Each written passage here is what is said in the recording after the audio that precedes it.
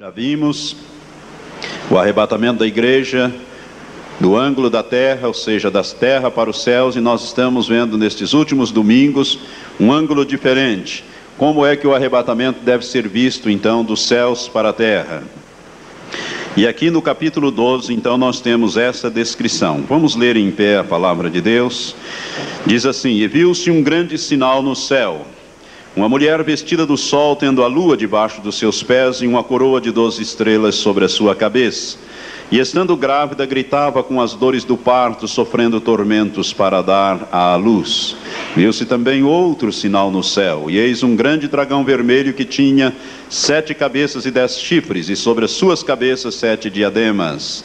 A sua cauda levava após si a terça parte das estrelas do céu, e lançou-as sobre a terra, e o dragão parou diante da mulher que estava para dar à luz, para que, dando ela à luz, lhe devorasse o filho. E deu à luz um filho, um varão que há de reger todas as nações com vara de ferro. E o seu filho foi arrebatado para Deus e para o seu trono. E a mulher fugiu para o deserto, onde já tinha lugar preparado por Deus, para que ali fosse alimentada durante 1260 dias. Então houve guerra no céu. Miguel e os seus anjos batalhavam contra o dragão. E o dragão e os seus anjos batalhavam, mas não prevaleceram, nem mais o seu lugar se achou no céu. E foi precipitado o grande dragão, a antiga serpente que se chama o Diabo e Satanás, que engana todo mundo. Foi precipitado na terra, e os seus anjos foram precipitados com ele. Então ouvi uma grande voz do céu que dizia: Agora é chegada a salvação e o poder e o reino do nosso Deus e a autoridade do seu Cristo, porque já foi lançado fora o acusador de nossos irmãos, o qual diante do nosso Deus os acusava dia e noite. E eles o venceram pelo sangue do Cordeiro e pela palavra do seu testemunho, e não amaram as suas vidas até a morte. Pelo que alegrai-vos, ó céus, e vós que neles habitais. Mas ai da terra e do mar, porque o diabo desceu a vós com grande ira, sabendo que pouco tempo lhe resta. Quando o dragão se viu precipitado na terra, perseguiu a mulher que dera à luz o filho varão. E foram dadas à mulher as 2 asas da grande águia, para que voasse para o deserto, ao seu lugar, onde é sustentada por um tempo e tempos e metade de um tempo fora da vista da serpente. E a serpente lançou da sua boca atrás da mulher água como um rio, para fazer com que ela fosse arrebatada pela corrente. A terra, porém, acudiu a mulher, e a terra abriu a boca e tragou o rio que o dragão lançara da sua boca. E o dragão irou-se contra a mulher e foi fazer guerra aos demais filhos dela, os que guardam os mandamentos de Deus e mantêm o testemunho de Jesus. E o dragão parou sobre a areia do mar. Que Deus abençoe essa escritura ao teu espírito. Podeis sentar. Irmãos, nós estamos dando uma série de estudos bíblicos, proféticos, sobre profecia, escatologia, que é o estudo das coisas que em breve hão de acontecer, as coisas determinadas para o tempo do fim. E nós, nesses estudos, nós estamos já examinando alguns desses versículos, fazendo uma exegese, versículo por versículo, dessa narrativa, dessa visão que o apóstolo João teve, quando o Senhor, através do seu anjo, o enviou ali na ilha de Pátimos, para que ele tivesse esta visão. E eu quero dizer a você que o dragão aqui, como temos ensinado, é Satanás. A própria Bíblia o descreve aqui como a serpente, a antiga serpente, Satanás, o diabo que engana todo mundo. Aqui é um símbolo que é determinado. E a mulher, como já temos visto, simboliza a igreja visível. E o filho varão, que é aquele grupo menor que sairá do grupo maior, é a igreja que será arrebatada. E nós já temos examinado algumas coisas, e na última ministração, no último domingo que ministramos, nós dissemos aos irmãos que nós, como igreja, vamos reger as nações, conforme diz o versículo 4, com vara de ferro, juntamente com Jesus, porque formamos uma unidade, misticamente, espiritualmente falando, nós formamos uma unidade com Cristo. A Bíblia nos diz em Efésios que Cristo é a cabeça e nós somos o corpo. Nós somos o corpo místico de Cristo. Então a cabeça hoje está no céu, o corpo está na terra. Mas vai haver um dia em que Jesus virá buscar o seu corpo, a sua igreja. E então nós estaremos para sempre com o Senhor. Haverá o arrebatamento e nós estaremos para sempre com o Senhor. E quando houver a união de Cristo com a cabeça, a cabeça com o corpo, de Cristo com a igreja, então o Senhor estará misticamente completo nos céus, falando de uma maneira mística e espiritual.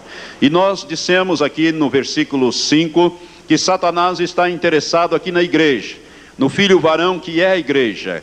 Ele não quer que a igreja passe pelo seu reino e suba até os céus. Ele não quer que Jesus se complete, porque ele sabe que quando isto ocorrer é o fim dele. O fim já está determinado, ele está julgado, condenado, e vai haver então a execução da pena, que é o lançamento dele definitivamente no lago que arde com fogo e enxofre. Por isso ele vai tentar barrar e impedir a passagem da igreja. E nós lemos aqui que ele então quer devorar o filho, mas o filho é arrebatado, diz o versículo 5, na parte final, para Deus e para o seu trono.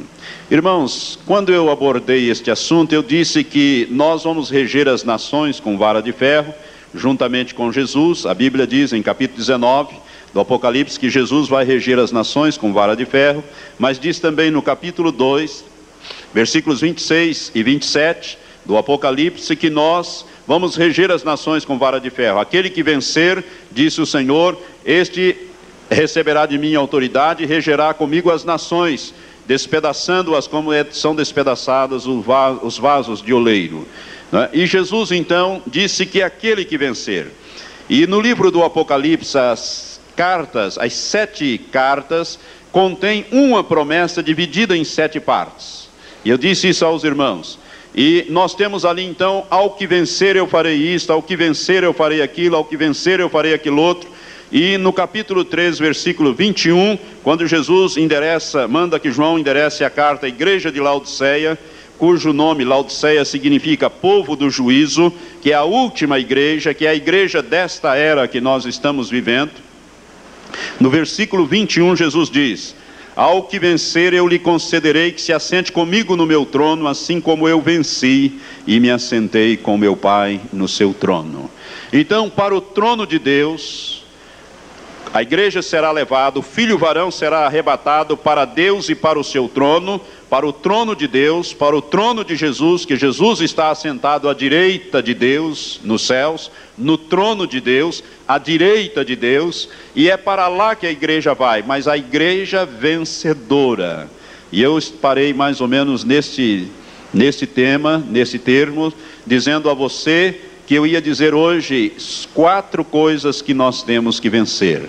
Nós, para sermos vencedores, irmãos, temos que vencer em 4 coisas, em 4 áreas. E eu quero então especificar estes que são os vencedores aqui. A primeira coisa que você tem que vencer é Satanás. Satanás precisa ser vencido na sua vida diariamente, todos os dias. Irmãos, nós temos um inimigo terrível e ele nos ataca a todo tempo. A Bíblia não nos manda nós chamarmos os demônios para a briga, não nos autoriza a chamarmos Satanás para uma batalha, mas a Bíblia nos autoriza e nos orienta que nós devemos resistir ao diabo, porque Satanás está sempre nos atacando através dos seus demônios.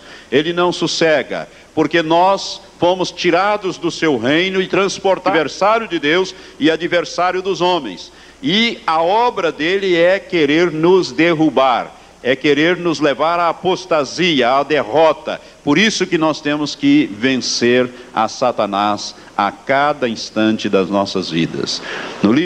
Na carta de 1 Pedro, no capítulo 5, se você quiser acompanhar, volte um pouquinho aí, bem pertinho. 1 Pedro, capítulo 5, versículos 8 e 9. O apóstolo Pedro, pelo Espírito Santo, diz: sede sóbrio e vigiai. O vosso adversário, o diabo, anda ao derredor, rugindo como leão e procurando a quem possa tragar, ao qual resistis firmes na fé. Firmes na fé. Nós temos que resistir a Satanás. Ele anda ao derredor, rugindo como um leão. Ele não é leão, mas ele ruge. E você sabe que o urro do leão ele dá aquele urro para assustar a sua presa, para inclusive fazer com que a sua presa se apavore, a fim de que fique mais fácil a sua caçada. Aquele urro que estremece. Quem já foi aonde tem um leão, num parque ou num circo, né? Quando o leão urra, estremece o chão. Satanás faz a mesma coisa, ele está como um leão rugindo e ao derredor, ele busca quem ele possa tragar, a quem ele possa derrotar. E nós temos que fechar a brecha da nossa vida para Satanás. Nós temos que combater Satanás com o nome de Jesus. Ele é derrotado, ele está derrotado. Jesus nos conquistou uma vitória na cruz, quando derrotou Satanás e todos os seus exércitos, conforme nos diz a palavra de Deus, e os expôs publicamente. Mas ele não se dá por derrotado. Ele é derrotado, mas não se dá por derrotado, e ele vai sempre querer nos atacar. Então nós temos que ser vencedores sobre o diabo. Jesus disse que aquele por quem é derrotado, deste tal se faz servo. E você não pode ser servo do diabo, você não pode ser derrotado por ele na sua vida cotidiana. Ele vai te atacar em todos os momentos que ele puder. E se você abrir alguma brecha, ele vai entrar, tentar te derrubar. É por isso que o apóstolo Tiago, no capítulo 4, versículo 7, diz: sujeitai-vos, pois, a Deus, resisti o diabo, e ele fugirá de vós. Primeiro nós temos que nos sujeitar a Deus. Sujeitar a Deus é viver conforme a palavra de Deus, estarmos sujeitos ao senhorio de Deus na nossa vida. Resistir ao diabo é conosco. Nós temos que resistir. E se você resistir o diabo na sua vida, você vai ser um vencedor. Satanás não vai ter vez e você será um vencedor. Você tem que resistir. Você tem que pisar o diabo. Aquilo que o pastor Laércio fala, e nós falamos de vez em quando aqui. Em Cristo nós podemos pisar a cabeça dele, porque Jesus disse que nós temos esse poder, essa autoridade para pisar serpentes e escorpiões e sobre todo o poder de Satanás, e nada haverá de nos fazer dano algum. Mas você tem que resistir, porque ele vai tentar te tragar o tempo todo. Irmãos, a primeira coisa que nós temos que vencer então é Satanás. Amém? Você tem vencido Satanás na sua vida? Se você não tem vencido, Deus tem um propósito com você. Ele te chamou, te tirou do reino das trevas, te transportou para a família dele, te fez nascer no reino da luz. Você é filho dele hoje. Antes você era só criatura, hoje você é filho. Se você já nasceu de novo, com um propósito de você ser um vencedor. Você acha que Deus vai permitir que alguém se assente lá com Jesus no trono dele, alguém derrotado pelo diabo, constantemente derrotado? Não. Os que vão subir são os vencedores. Os derrotados pelo diabo vão ficar aqui para passar por a grande tribulação. Vão ser peneirados aqui nas mãos do diabo. E quando eu falar sobre a grande tribulação, eu tenho certeza que você não vai querer absolutamente ficar aqui para trás. E esta palavra é para te prevenir, para te alertar e para levar você a uma experiência mais profunda com Deus através do Espírito Santo. Então, quem é que você tem que derrotar primeiro? Satanás. O vencedor é aquele que derrota o diabo no dia a dia. No dia a dia. Nunca dê lugar para o diabo. Você percebe que aquilo é uma ação do diabo, você rejeita aquilo em nome de Jesus, fala com aqueles demônios e os põe para correr em nome de Jesus. Segunda coisa que você tem que ser vencedor, segunda área que você tem que vencer é o pecado. Abra em Hebreus capítulo 12. Abra comigo em Hebreus capítulo 12. O pecado, irmãos, é uma coisa terrível. Eu já tenho dito isso para os irmãos. O pecado é uma coisa tão terrível e tão séria que Deus não achou outra solução para tratar com o pecado. Deus, a suprema inteligência, não teve outra solução para o pecado senão crucificar o seu único filho. Matar na cruz o seu único filho para solucionar o problema do pecado. Nós temos que ter uma consciência mais séria a respeito do pecado. Pecado é uma coisa terrível, é uma coisa que agride a santidade de Deus. Pecado é errar o alvo de Deus. A capítulo 12 de Hebreus diz assim: portanto, nós também, pois que estamos rodeados de tão grande nuvem de testemunhas. Essas testemunhas são citadas no capítulo anterior, o capítulo 11. Diz o escritor de Hebreus: deixemos todo o embaraço e o pecado que tão de perto nos rodeia, e corramos com perseverança a carreira que nos está proposta, fitando os olhos em Jesus, autor e consumador da nossa fé, o qual pelo gozo que lhe estava proposto, suportou a cruz, desprezando a ignomínia, e está assentado à direita do trono de Deus. Aleluias. Irmãos, nós temos que vencer o pecado. Há uma carreira que nos é proposta. Quando nós somos tirados do reino das trevas e transportados para o reino de Deus, Deus propôs alguma coisa para nós. Uma carreira, ou seja, uma vida vitoriosa. Ele quer nos tornar vencedores. A Bíblia diz que nós somos mais do que vencedores por aquele que nos amou. Potencialmente você é um vencedor, a vitória te é dada.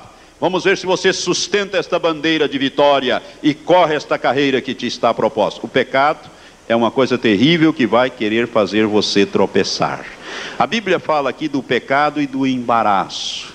Pecado é tudo aquilo que agride a santidade de Deus, tudo aquilo que entristece o Espírito Santo, que Ele fez habitar em você, a mentira, o adultério, enfim, seja lá o que for, não é? Tudo aquilo que agride a santidade de Deus, que entristece o Espírito Santo de Deus, que você está selado, é pecado, e você deve então vencer o pecado. Pecado, portanto, tudo isso que agride a santidade de Deus. Mas aqui a Bíblia fala também de algumas coisas que não são pecado, mas são embaraço. E nós temos que nos desembaraçar. A nossa vida às vezes parece que fica embaraçada com coisas que não são pecados, mas que nos atrapalham uma comunhão mais íntima com Deus. Eu costumo citar aqui o exemplo do futebol. Tem muitas pessoas que têm verdadeira adoração pelos seus times e pelos seus ídolos de futebol. Eu quero dizer que ídolo, tudo quanto é ídolo é idolatria. Tem muita gente que pensa que ídolo é só a imagem de escultura, mas tudo que ocupa o primeiro lugar na sua vida é ídolo, é idolatria. E o idólatra não tem parte nem herança no reino de Deus. A Bíblia diz isso. E eu quero dizer a você que o futebol atrapalha muita gente. É um embaraço na vida das pessoas.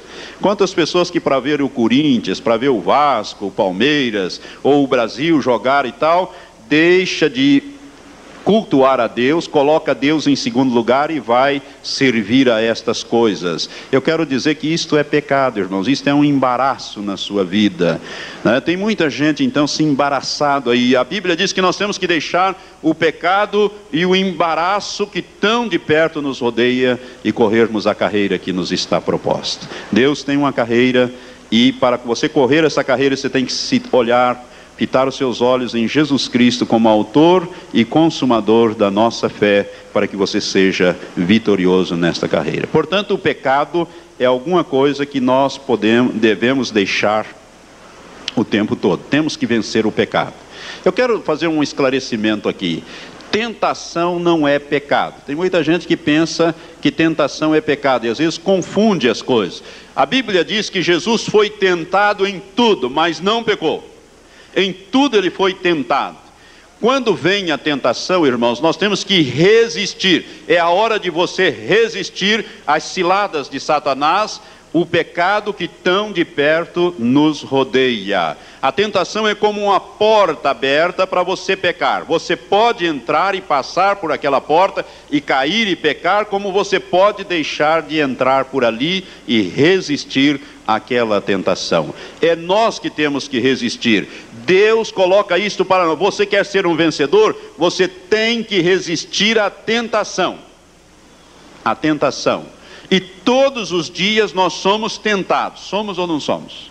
Por isso, para nós sermos vencedores, nós temos que vencer diariamente Satanás e o pecado através das tentações que ele coloca diante de nós a cada instante.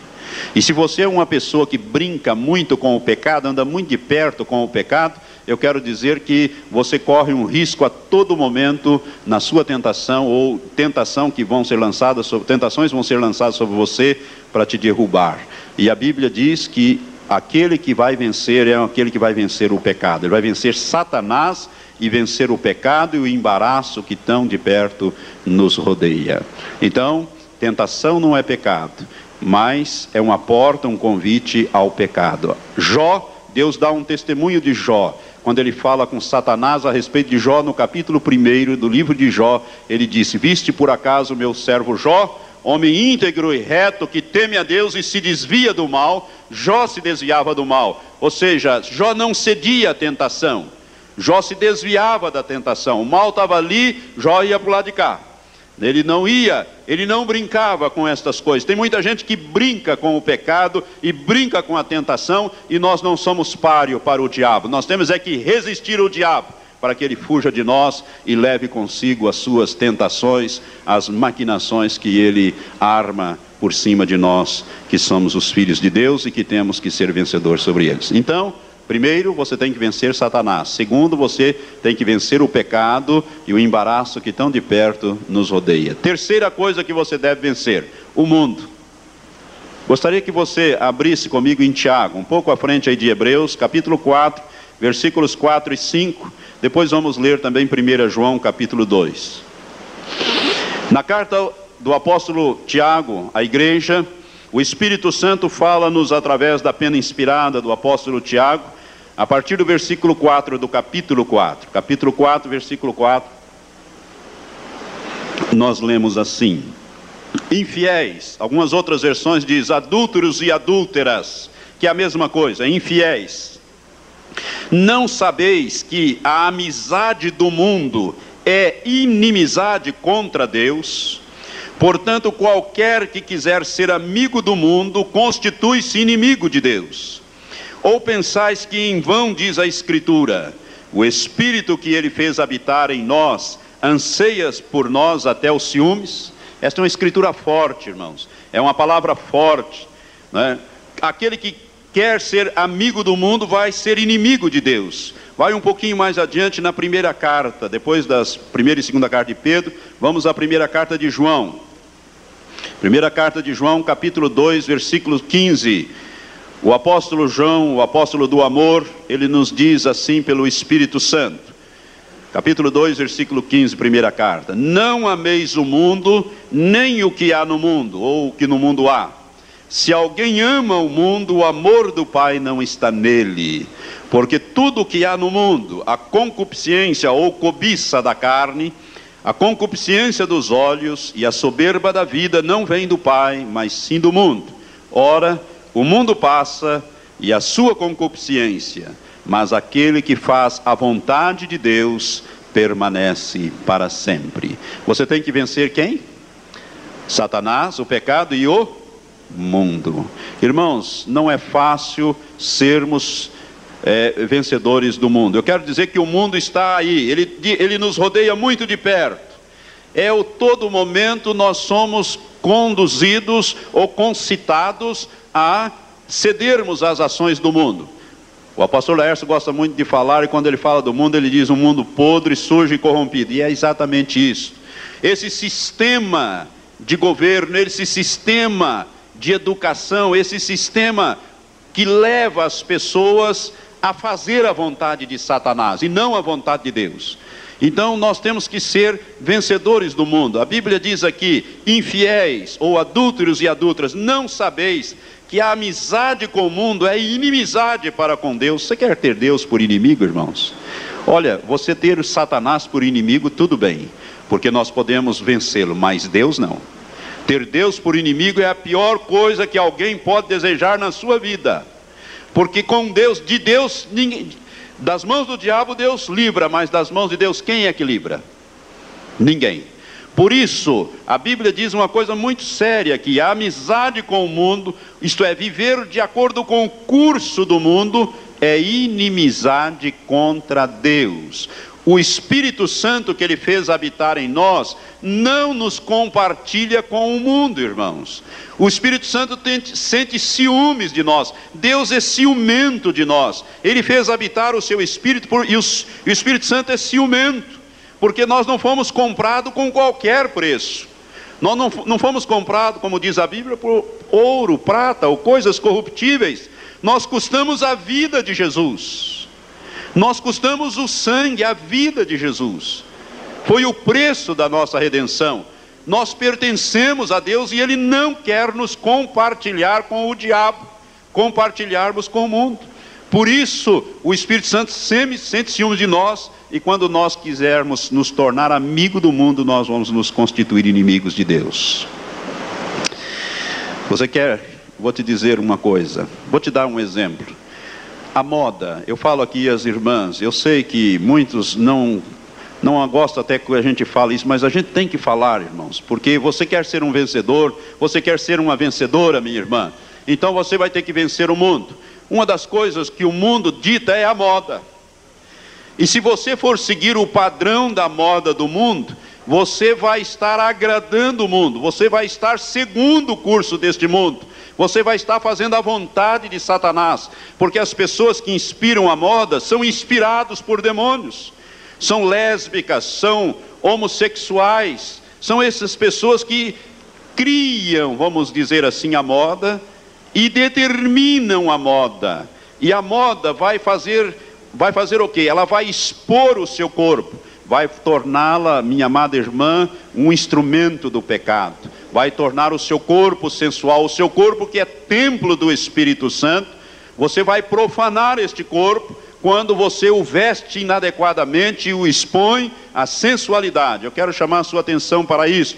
Jesus disse em Mateus capítulo 5, quando ele fala do adultério, ele diz que quando um homem olha para uma mulher e a deseja no seu coração ele adulterou com ela. Preste atenção nisso, é com ela faz parte deste adultério. Você pode dizer, pastor, mas eu não fiz nada. Aos olhos de Deus você fez sim, você foi um instrumento de concupiscência, de cobiça. E a Bíblia nos diz que nós não temos que seguir a moda do mundo, o curso deste mundo. Qualquer que ama o mundo, o amor do Pai não está nele. Qualquer que se deixa levar pelo mundo, vai ficar aqui para passar pela grande tribulação. Vai ter que ser purificado pelo cadim de Deus. Vai passar aqui, e eu não quero que você fique aqui por causa dessas coisas. O seu corpo é templo do Espírito Santo, minha irmã. Meu irmão, você também não pode vestir uma roupa, meu irmão, que provoque a sensualidade, essas coisas nas pessoas, tanto para o homem como para a mulher. Digo mais a mulher, porque a mulher é mais exposta a estas coisas. E nós temos que ser vencedor de Satanás, o pecado e do mundo, as coisas do mundo, o sistema do mundo, os prazeres do mundo, as coisas do mundo, que tentam nos derrubar a cada instante. Eu quero que você seja um vencedor. Deus está interessado que você seja uma vencedora, um vencedor. E a quarta coisa que nós temos que vencer, que talvez seja a coisa mais difícil, é a nós mesmos, o nosso eu, a nossa carne. Abra comigo, Jesus falou sobre este assunto em Mateus capítulo 16. Abra sua Bíblia em Mateus capítulo 16, vamos ler uns versículos aqui. Em Mateus capítulo 16, a partir do versículo 24 a 27. Aqui a grande maioria tropeça. Mas Deus está enviando a sua palavra para te ajudar, para te tornar um vencedor. Jesus vai falar essa escritura aqui, a lei da cruz, capítulo 16 de Mateus, versículo 24 em diante, nós lemos assim: então disse Jesus aos seus discípulos, preste atenção, a quem Jesus dirigiu essa palavra? Aos seus seguidores. Discípulos são seguidores. Você é um discípulo de Jesus?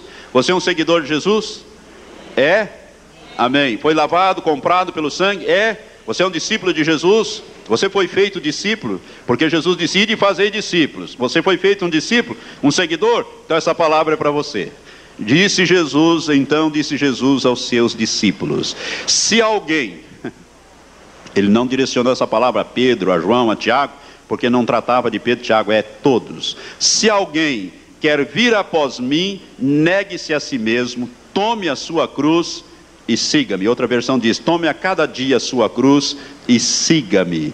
Pois quem quiser salvar a sua vida ou a sua alma, no original é vida da alma, perdê-la-á, mas quem perder a sua vida ou a sua alma por amor de mim, achá-la-á.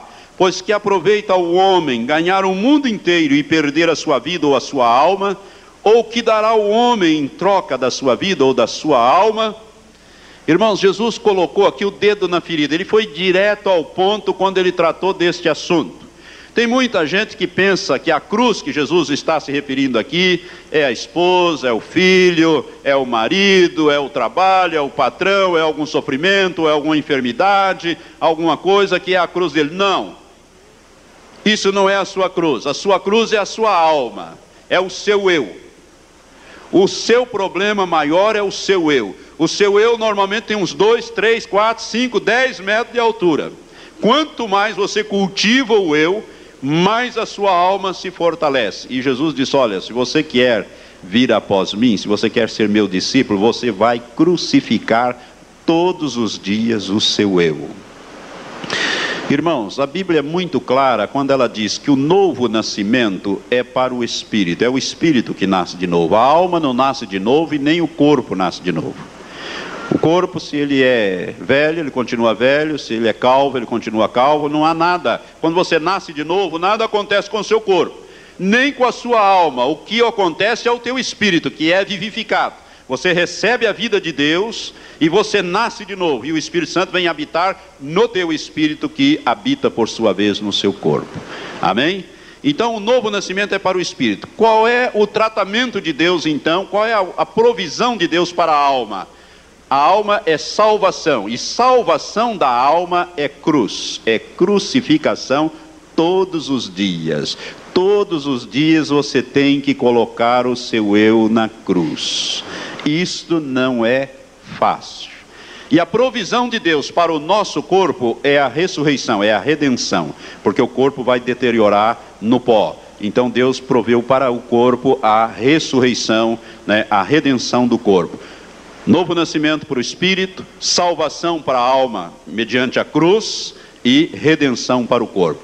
E esta salvação da alma é mediante a cruz. Não tem outro caminho para a salvação da alma senão a cruz. Crucificar o eu.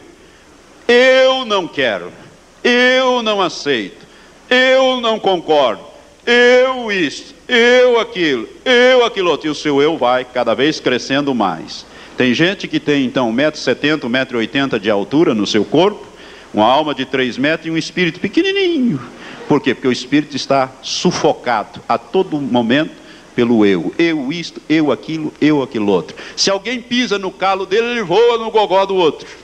Isto é a alma. A alma, irmãos, é o seu eu. E Deus está interessado que você crucifique o seu eu a cada dia. Jesus disse aos seus discípulos, se alguém é qualquer pessoa, quer vir após ele, ponha o seu eu no chão, destrone o seu eu da sua vida. Quando nós nascemos de novo, irmãos, nós somos recém-nascidos, nós somos egocêntricos. Todo ser humano é egocêntrico. O eu, o ego dele é o centro da sua vida.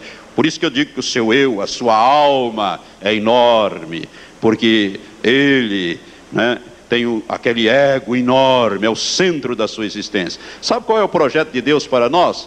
Tirar o eu do trono, pôr esse eu de lado e entronizar Cristo em nós. Nós temos que deixar de ser egocêntrico para sermos cristocêntricos. Nós temos que ser moldados na imagem do seu Filho Jesus Cristo. Mas para isso você tem que primeiro tirar o seu eu. E como é que você tira o seu eu? Pondo o eu na cruz. Lá no Seminário Betânia tem um quadro. Não sei se você já foi lá no Seminário Betânia, já entrou. Você já viu aquele quadro que tem um eu bem grande, uma cruz, né? E o eu pregado naquela cruz? Aquilo ali é isto que Jesus quis dizer aqui em Mateus capítulo 16, 24. Você já viu aquele eu enorme lá? Muitos que já fizeram retiro já viram, os jovens já viram. É isto, irmãos, o eu tem que ir para a cruz. Se ele não for para a cruz, sabe o que vai acontecer? Você vai produzir todos os dias obras da carne e não o fruto do Espírito. Você só vai produzir o fruto do Espírito se o seu eu estiver na cruz. Aí o Espírito Santo vai poder produzir em você o fruto dele, o fruto do Espírito em nós. Você está entendendo? Por isso o eu precisa ir para a cruz. E o eu não gosta de cruz, a nossa alma não quer saber de cruz. A nossa alma se alia com o corpo para derrubar-nos, para derrubar o Espírito. Há uma briga. E não é fácil. Eu não vou na igreja não, está tão bom aqui, né? Está muito frio ou muito calor. Por isso nós precisamos, hoje de manhã nós falamos da construção do novo templo, né? Eu estou vendo tanta gente abanar, e o pastor suar tanto aqui, né? Logo nós, com a graça de Deus, nós vamos ter um templo com ar condicionado, ou nós vamos poder pregar aí 2 horas, 3 horas, né? Glória a Deus, vamos ficar na presença de Deus mais tempo sem esses incômodos do calor. Mas irmãos, eu quero dizer que o eu é uma coisa terrível, e ele pode nos derrotar. Satanás, ele não tem acesso ao nosso espírito, porque no nosso espírito habita o Espírito Santo, mas ele tem acesso à nossa alma e ao nosso corpo, quando nós abrimos brechas para ele, através das nossas palavras e das nossas ações. E aí nós abrimos brechas e ele entra e vai nos derrotando, e vai nos derrotando, e o nosso eu vai crescendo, e o que vai acontecendo? Nós vamos entristecendo o Espírito Santo de Deus que habita em nós, porque o propósito de Deus é que o nosso espírito domine completamente todas as áreas da nossa vida. Eu disse que ou você produz obras da carne ou fruto do Espírito. Eu quero que você abra um pouco comigo lá em Gálatas. Livro de Gálatas, depois de Romanos vem 1 e 2 Coríntios e logo em seguida Gálatas. O apóstolo Paulo, eu vou usar Gálatas em 2 textos. Primeiro, a experiência de Paulo. No capítulo 2, versículo 20, o apóstolo Paulo, já no final da sua vida, o apóstolo Paulo também tinha grandes problemas com a carne, com o seu eu, né? Tanto que ele teve esse mensageiro de Satanás, esse espinho na carne que ele menciona, e que ele orou para que o Senhor tirasse, mas o Senhor disse: a minha graça te basta, o meu poder se aperfeiçoa na fraqueza. Deus precisava enfraquecer Paulo, porque Paulo tinha um problema muito sério com a sua carne, através do seu ego, através do seu orgulho, do seu conhecimento. E no capítulo 2, versículo 20, no final, Paulo diz: já estou crucificado com Cristo, e vivo não mais eu, mas Cristo vive em mim. Paulo não vivia mais, ou seja, o eu de Paulo não vivia mais, estava na cruz com Cristo. É isso que ele quer dizer aqui: já estou crucificado com Cristo e vivo, não mais eu, meu eu não vive mais, mas Cristo vive em mim. Cristo é o centro da minha vida.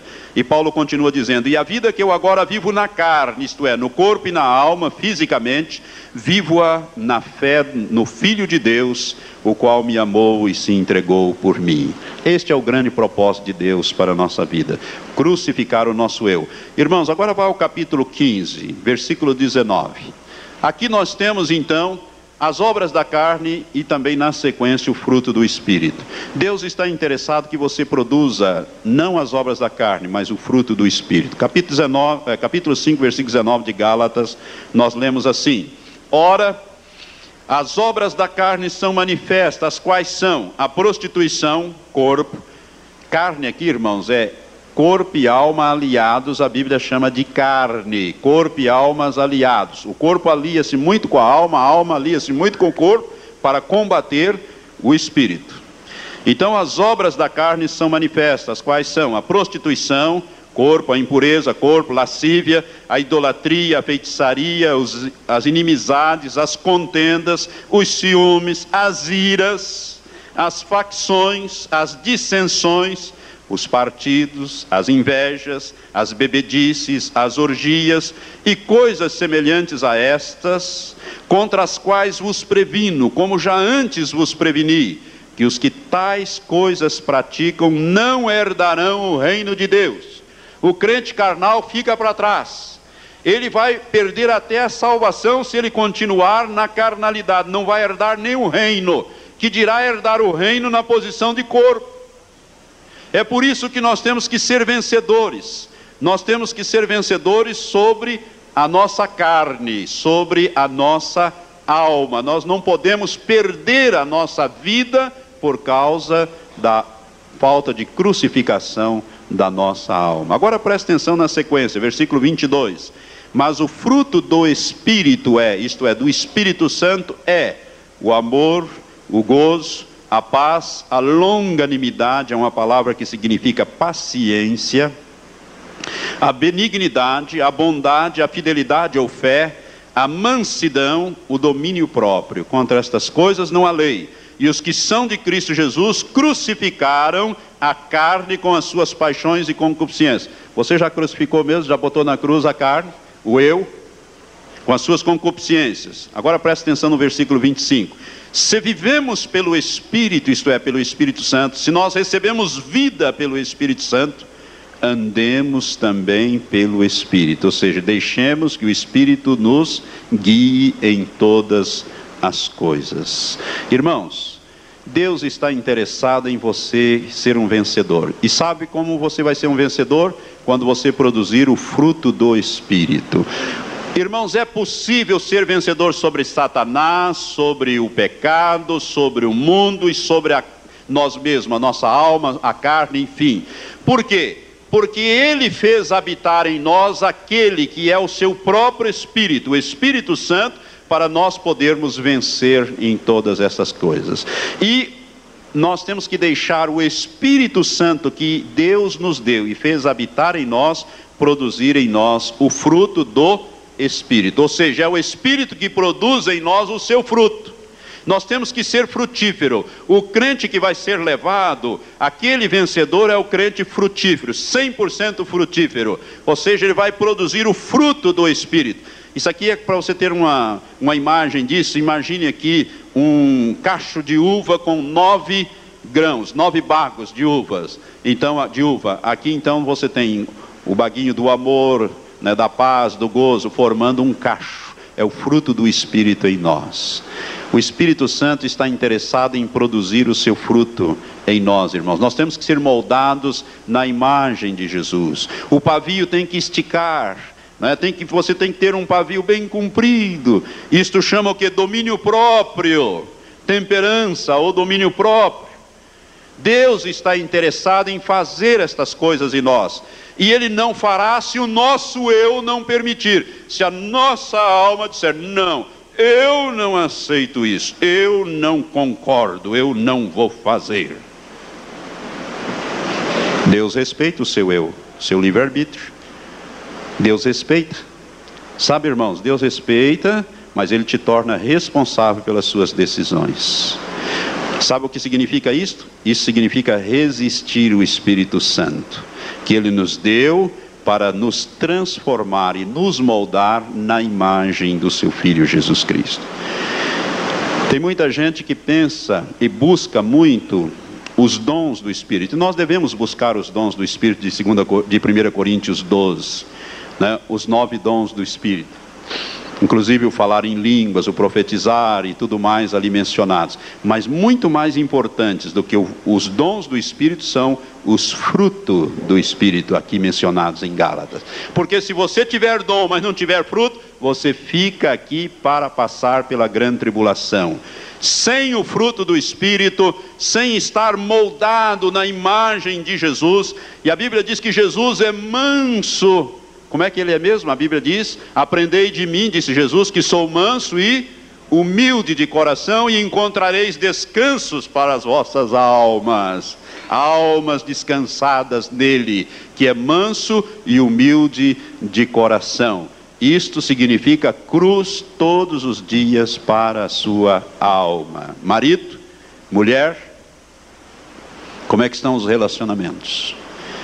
Olha, irmãos, eu quero dizer que as desavenças, as brigas, as confusões, as nossas derrotas nos dias vêm exatamente porque nós não somos vencedores aqui, na nossa alma. Satanás, ele é tremendo, ele usa a nossa carne, o nosso eu, para nos levar à derrota. E Deus não vai colocar derrotados no corpo do seu filho para assentar no trono dele.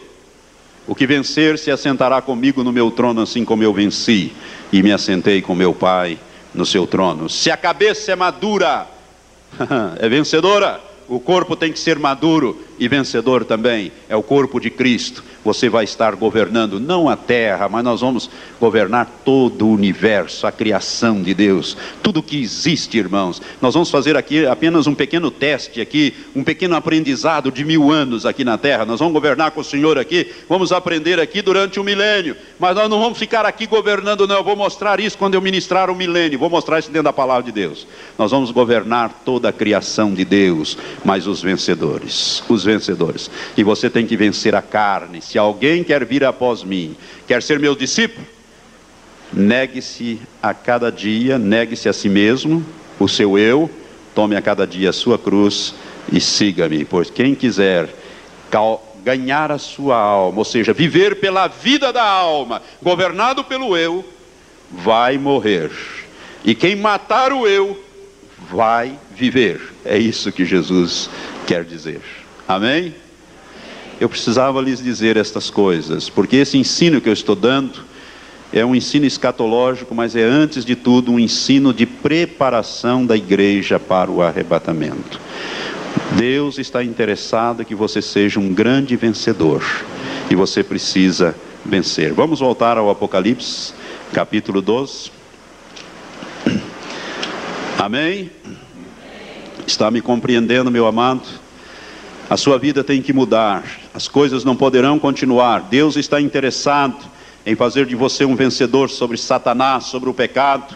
Deus está interessado em fazer um vencedor sobre o mundo e sobre a própria carne, sobre o próprio eu. Você precisa ser um vencedor.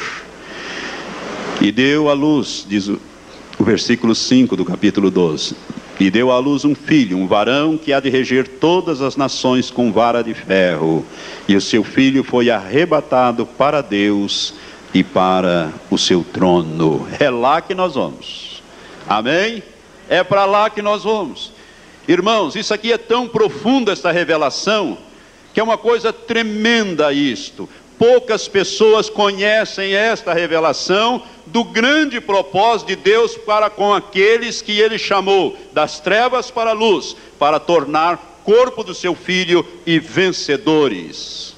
É este o propósito de Deus. É por isso que em 1 Coríntios, capítulo 2, versículo 9, está escrito uma palavra que diz assim, preste atenção, não precisa você acompanhar, é 1 Coríntios 2, 9, e eu também vou ler o versículo 10, que diz exatamente assim: as coisas que olhos não viram, nem ouvidos ouviram, nem penetraram o coração do homem, são as coisas que Deus preparou para aqueles que o amam. Aleluias.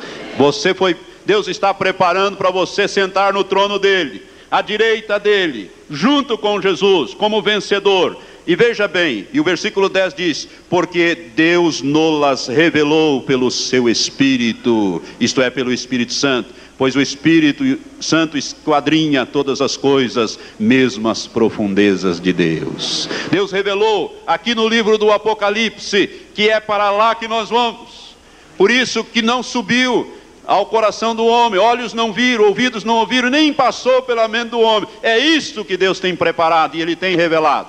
Ele tem revelado para você, meu irmão, mas Ele quer que você seja um vencedor. Aquele que vencer, Ele se assentará comigo no meu trono, assim como eu venci e me assentei com meu Pai no seu trono. Aleluias. Versículo 6, nós temos que prosseguir, senão nós vamos ficar muito tempo ministrando em Apocalipse 12. A mulher fugiu para o deserto, onde já tinha lugar preparado por Deus, para que ali fosse alimentada durante 1260 dias. É interessante isso. Se você olhou, você reparou no início, na ministração, quando a mulher é vista aqui na visão, ela está no cosmo, no firmamento, com os pés sobre a lua, que é o símbolo do reino de Satanás, vestida de luz, que é a vestimenta de Deus, a vestimenta de Jesus e a vestimenta dos santos, né? Com os pés sobre o reino de Satanás. E agora a coisa muda, o filho varão, a glória estava no filho varão, a luz estava no filho varão, o poder estava no filho varão, que é a igreja. Quando o filho varão separa da mulher, a mulher vai ter que fugir. Muda a posição da mulher, que eu vou falar um pouco mais tarde. E o versículo 7 diz: então houve guerra no céu. Miguel e os seus anjos batalhavam contra o dragão, e o dragão e os seus anjos batalhavam, mas não prevaleceram, nem mais o seu lugar se achou no céu. E foi precipitado o grande dragão, a antiga serpente, que se chama o diabo e Satanás, que engana todo mundo, foi precipitado na terra, e os seus anjos foram precipitados com ele. Irmãos, o arrebatamento da igreja vai ocasionar uma mudança tremenda no cosmo. Eu quero dizer isso para você. Eu já falei que num determinado momento, a Bíblia fala isso, Deus mesmo, Jesus mesmo vai dar a ordem, chegou a hora, fulano, suba, igreja, suba. Ele dará um comando, uma ordem, imediatamente o arcanjo vai entrar em ação. O arcanjo é Miguel, conforme diz lá 1 Tessalonicenses 4, quando nós falamos do arrebatamento visto do ângulo da terra para o céu, né, nós falamos ali, a Bíblia fala que o Senhor mesmo descerá do céu, ouvida a voz do arcanjo e ressoada a trombeta de Deus, os que morreram em Cristo ressuscitarão, e nós, os que estivermos vivos, seremos transformados e juntos iremos encontrar o Senhor nos ares e assim estaremos para sempre com o Senhor. O Senhor dará esta ordem, Miguel entrará com os exércitos de Deus em ação para limpar o caminho, porque Satanás se oporá ao arrebatamento. É por isso que o dia e a hora do arrebatamento ninguém sabe, apenas a Trindade, Pai, Filho e Espírito Santo. Porque Satanás gostaria de estar melhor preparado, mas mesmo assim ele vai se opor, ele quer arrebatar, ele quer destruir o filho varão, que é a igreja que vai passar. Nós não temos nada com isso. Deus dará uma ordem a Miguel. Miguel, limpe a área. E vai se travar uma grande batalha no cosmo, irmãos. A coisa vai ferver. Eu já falei isso quando eu ministrei, acho que domingo passado, e dei até os textos lá de Isaías, capítulo 13, versículo 13, que a Bíblia fala que a terra será abalada, os céus serão abalados. E também falei de Hebreus e também de Zacarias, de Ageu, capítulo 2, e Hebreus, capítulo 12, versículos 26 e 27, quando o Senhor fala que vai abalar. E o resultado disso é o que Jesus disse em Lucas 21. Agora deixa o seu dedo anotando aí, marcando aí, vamos lá em Lucas capítulo 21, você vai compreender essa escritura profética de Jesus, quando ele fala deste assunto no capítulo 21, Jesus está falando ali da grande tribulação e daqueles momentos que antecedem, aqueles anos que antecedem a sua volta, a vinda dele. Em Lucas capítulo 21, versículos 25 em diante, Jesus disse assim: e haverá sinais no sol, na lua e nas estrelas, e sobre a terra haverá angústia das nações, em perplexidade pelo bramido do mar e das ondas, e os homens desfalecerão de terror, e pela expectação das coisas que sobrevirão ao mundo, porquanto os poderes do céu serão abalados. Quando é que vão ser abalados? Quando Deus ordenar que Satanás e o seu exército seja desalojado das regiões celestes e arrojado sobre a terra, lançado sobre a terra. Então a coisa vai ferver realmente por aí. Os poderes do céu serão abalados, os homens vão tremer de terror aqui, a terra vai tremer, a terra vai cambalear. Eu vou falar disso na grande tribulação. Por isso as ondas do mar, o mar vai ficar... As ondas vão ser ondas enormes, vai varrer as costas do mar. Eu não aconselho ninguém a morar em lugar de praia, principalmente se você for ficar para trás. Se você for ficar, saia da praia, porque as coisas vão ferver também nesta região. Mas você não precisa ficar. A Bíblia diz aqui que os homens desfalecerão, desmaiarão de terror e pela expectação das coisas que sobrevirão ao mundo, porquanto os poderes do céu serão abalados. O que significa poderes do céu ser abalado? O cosmos, as coisas vão ter aí uma dimensão cósmica e vai influenciar a terra. Irmãos, a Bíblia fala que a terra será deslocada. Os cientistas estão falando isso. Os cientistas que estudam isso, eu vou falar desse assunto quando eu falar na grande tribulação, que a terra está, o sistema solar está quase que saindo da nossa galáxia Via Láctea. Ela está quase saindo, e os cientistas calculam uma grande mudança nos polos magnéticos da Terra, nos polos norte e sul, uma mudança dos eixos magnéticos da Terra dentro de 30 a 300 anos. Eles calculam isso desde 1962, os 30 anos já passaram, né? Dentro do período que vai de 30 a 300 anos, depois vou falar mais sobre isto. Eu quero dizer a você que Satanás será arrojado do céu. Ele não sairá de lá de livre e espontânea vontade, não. Ele vai lutar, mas ele vai perder esta guerra. A Bíblia diz que ele vai perder esta guerra e ele será arrojado. A palavra ali significa lançado, como você lança uma pedra à distância e joga aquela pedra à distância. Satanás será arrojado sobre a terra, ele e os seus demônios. E aí sim, o mundo vai ficar do jeito que o diabo gosta, porque aí ele vai governar sem oposição e com poder total por 42 meses, 3 anos e meio ou 1260 dias, como diz a Bíblia, e nós vamos continuar falando sobre isto domingo que vem, com a graça de Deus. Amém? Mas você não precisa estar aqui com o diabo governando aqui, não. Você pode estar com o Senhor para sempre. E assim estaremos para sempre com o Senhor. Vamos ficar em pé. Oh, glória, Senhor. Obrigado, Senhor, por esta escritura profética. Ó Pai, quando somos confrontados com a Tua palavra, Senhor, nós somos desnudados. Ó Pai, nós vemos as nossas fraquezas e precisamos, ó Pai, consertar nossas vidas. Precisamos nos tornar vencedores. O Teu Espírito nos foi dado com esta finalidade. Senhor, Tu desejas que nós produzamos, ó Senhor, não as obras da carne, mas o fruto do Espírito. Ó Espírito Santo, toma conta do nosso eu. Tira, destrona o nosso eu, entroniza Jesus em nossas vidas, para que nós sejamos manso, como Jesus o era. Oh, aleluia, Senhor, nós queremos ser moldados na imagem do Teu Filho. Por isso, Espírito Santo, trabalha conosco, dá-nos a vitória sobre Satanás, dá-nos a vitória sobre a carne, dá-nos a vitória sobre o mundo, dá-nos a vitória sobre o pecado. Enfim, conduza-nos nestes últimos anos da nossa passagem aqui, Senhor, conduza-nos em triunfo. Ó Deus, nós nos colocamos na inteira disposição, não queremos resistir à ação do Teu Espírito, mas queremos ser dóceis ao mover do Teu Espírito sobre nós, Pai, porque a nossa oração é Maranata, ora vem, Senhor Jesus. Amém.